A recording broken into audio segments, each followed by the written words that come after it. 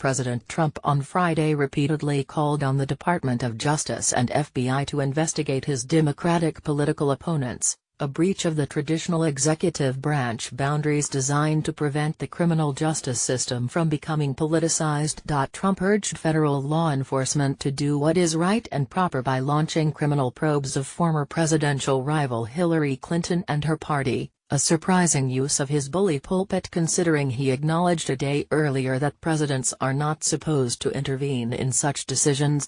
In a flurry of accusatory morning tweets, Trump claimed there was mounting public pressure for new Clinton probes, including over her campaign's joint fundraising agreement with the Democratic National Committee that effectively gave her some control over the party's finances, strategy and staffing before the primaries began. Trump invoked Senator Elizabeth Warren DeMass, who had said that she believed the Democratic primaries were rigged in Clinton's favor based on details of the arrangement in a new book by former DNC interim chair Donna Brazile. Using his pejorative nickname for Warren, Trump tweeted, "Pocahontas just stated that the Democrats, led, by the legendary crooked Hillary Clinton, rigged the primaries. Let's, go FBI and Justice Department." Trump also called for probing the deleted emails from Clinton's private server while she was Secretary of State, as well as the sale of the uranium company to Russia and the international business of Democratic super lobbyist Tony Podesta, the brother of John D. Podesta, who served as Clinton's campaign chairman. "People are angry," Trump wrote in one tweet. "At some point the Justice Department, and the FBI, must do what is right and proper. The American public deserves it."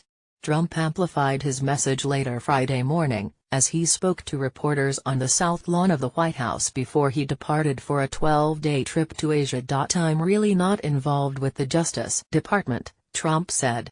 "I'd like to let it run itself. But honestly, they should be looking at the Democrats. And a lot of people are disappointed in the Justice Department, including me." Trump has long been irritated, and at times outright angry, with Attorney General Jeff Sessions for refusing to prosecute Clinton and for not better protecting him from Special Counsel Robert S. Mueller III's wide-ranging probe into Russian interference in the 2016 election. The president's advisors have said. Trump made his displeasure clear in a Thursday radio interview on The Larry O'Connor Show. "You know, the saddest thing is, because I am the President of the United States, I am not supposed to be involved with the Justice Department. I'm not supposed to be involved with the FBI," Trump said. "I'm not supposed to be doing the kind of things I would love to be doing, and I am very frustrated by it." The president said it was very discouraging to me that the Justice Department and FBI were not going after Hillary Clinton. He added, "Hopefully they are doing something, and at some point, maybe we are going to all have it out." The White House offered no explanation for why Trump publicly pressured the Justice Department on Friday. A Justice Department spokesman also declined to comment. Senior officials at the White House and some key Republican lawmakers have raised concerns in recent days about the level of access the Justice Department has been providing to congressional investigators to review materials. Some lawmakers have sought more information than the department has provided related to a dossier that contained lurid allegations about Trump's alleged ties to Russia, in addition to material related to the uranium deal, according to administration and congressional officials. A White House official said Trump wants the Justice Department, as a general policy, to be transparent and provide Congress with the information it is requesting. A Justice Department official said the White House overtures were not considered inappropriate because they were about the agency's compliance with congressional oversight. Both officials spoke on the condition of anonymity because they were not authorized to discuss the matter on the record. Friday's public pressure marks the latest attempt by Trump to use his presidential megaphone to direct the criminal justice process. Trump delivered off-the-cuff remarks this week recommending punishment for Saifullah Saipov, the suspect accused of killing 8 people with a rental truck in New York City. He at first said he was considering sending Saipov to the military prison at Guantanamo Bay, Cuba, but then reversed course and advocated a civilian trial in federal court and the death penalty for the terrorism suspect he called an animal. The president's comments complicated the work of FBI agents and federal prosecutors as they were investigating the attack and preparing criminal charges. Trump speaks, but prosecutors may not listen. The Justice Department is a part of the executive branch. The Attorney General is nominated by the President, as is the FBI Director. So it is normal for the White House to direct the department and bureau on broad policy goals. But unlike other executive branch agencies, the Justice Department traditionally enjoys a measure of independence, especially when it comes to individual criminal investigations.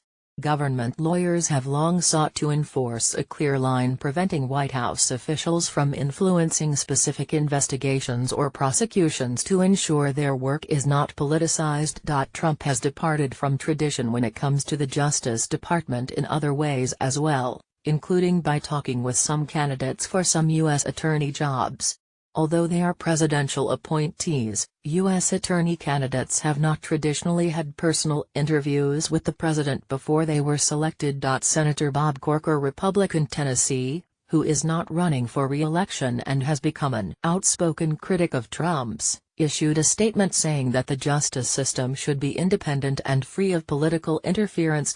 President Trump's pressuring of the Justice Department and FBI to pursue cases against his adversaries and calling for punishment before trials take place are totally inappropriate and not only undermine our justice system but erode the American people's confidence in our institutions, Corker said. Matt Axelrod, who served as the principal associate deputy attorney general interacting with the White House during the Obama administration, said Trump's comments were a very troubling and shocking departure from the way things are supposed to work and have worked historically through both Democratic and Republican administrations. But former Attorney General William P. Barr, who served under former Republican President George H.W. Bush, said it would not be automatically inappropriate for a president to ask for possible wrongdoing to be investigated. The president is the chief executive and, if he believes there's an area that requires an investigation, there's nothing on its face wrong with that. There's nothing per se wrong about that,